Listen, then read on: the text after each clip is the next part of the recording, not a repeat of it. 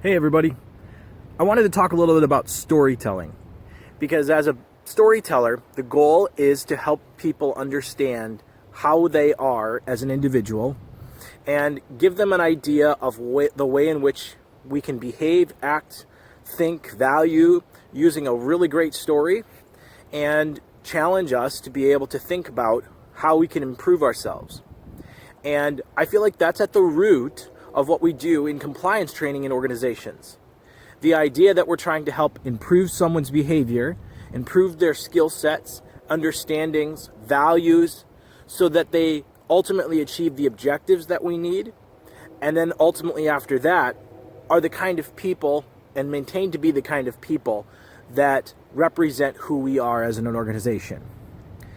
And if we to consider stories as that goal, as that tool to achieve those goals, we can do some amazing things at improving how our people experience our training and how they see us as heroes to their stories rather than as a villain, rather than as an anti-hero or someone who resists them.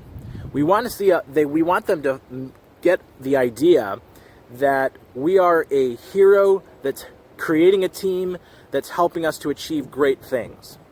And so using stories are a great way to accomplish this goal. My favorite story is a story about a man named John Harrison. And John Harrison was a man who lived in the early 1700s who challenged the status quo of his day. The status quo of his day did not know how to find longitude at sea. And England was a maritime naval nation. And so the idea of going out and finding what they needed usually happened by boat. And they had large navies. And in those navies, oftentimes what would happen was they would get lost at sea or run aground on a very dangerous shoal because they did not know their longitude. And it was such a big problem where thousands and thousands of sailors and Her Majesty's ships were getting shipwrecked right on the shores that actually an act of parliament was passed giving a reward to the first person who comes up with a solution to the problem of longitude at sea. And that reward was over 10,000 pounds, which in our day would be over $100 million. A king's ransom. And in that prize was because of the significant problem that any scientist, any naval expert, nobody had a solution to figuring out longitude at sea that worked all the time. And so the board of longitude, who was tasked to find these individuals who might be able to have an idea, did not even meet for over 60 years because nobody even got close to anything that was remotely possible.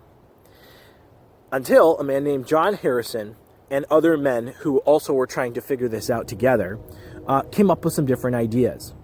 John Harrison came up with the idea of using a clock that was extremely accurate, which would allow you to take a reading of the ship's time at midday and compare it to the time of your home port, and figuring out those two times figures out your longitude.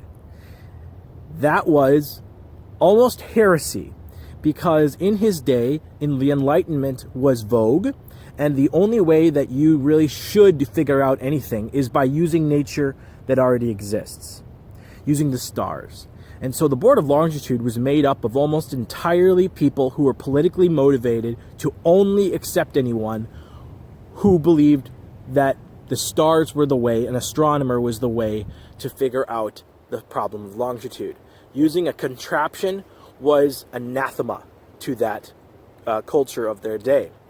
And so they were resisting him as he was trying to make his innovations and make his presentations of evidence that there was no way that his designs would work.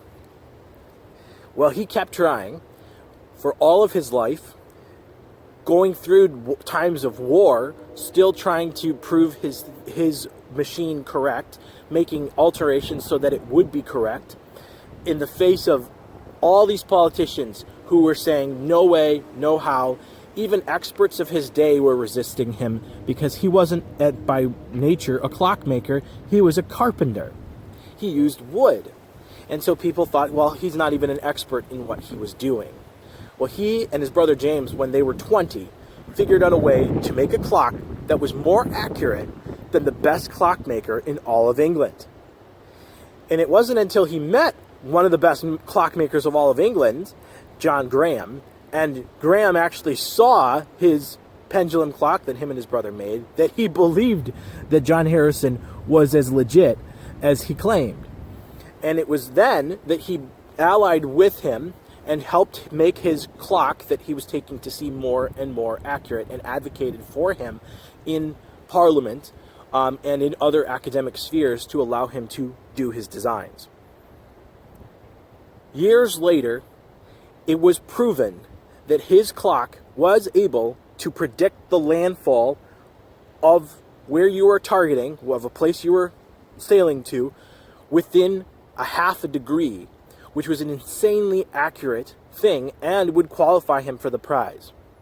Politically speaking, it still wasn't vogue to do what he was doing, and so he never received the full prize that he was guaranteed. They did say he solved the problem of the longitude, but because of who he was, politicians still got their last laugh. Well, his son eventually received, John Harrison's son eventually received the full sum, and eventually England remembered this man, a man who stood against tide and time to figure out how to make a difference in all of these sailors' lives and in the greatness of the nation that they were citizens of, and gave him a monument within Westminster Abbey. He has a spot in Westminster Abbey where all of the greats of England are buried that declares that he was an incredibly helpful person that did a great thing for his nation and for the world, because his designs were able to help keep sailors safe at sea, knowing where they were, and achieve their landfalls accurately. Challenging the status quo is the only way that we can make progress. Whether we're in an organization, whether we're in any trade that we're in, whatever we're doing, we always have to become the best self of ourselves. And as a company, we have to figure out what can we do to innovate, to make progress. And you would be surprised at the average people that you have working in your organization that may have incredible insight into innovating and to making the world better and making your company even more successful. And so that's what my brand represents, and that's who I want to represent as we train people, is that anybody can have an idea, and that those people can be empowered and do something great if we allow them that ability, if we've created structures in our organizations that allow for true greatness to shine no matter where it comes.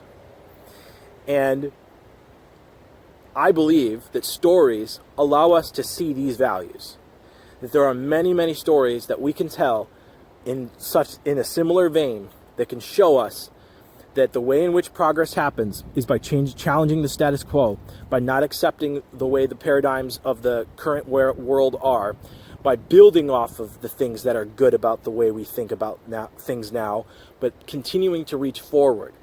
And the only way that happens is by unleashing the creativity and by training people in a way that unleashes that ability. Let's purpose to be wise heroes for those we lead.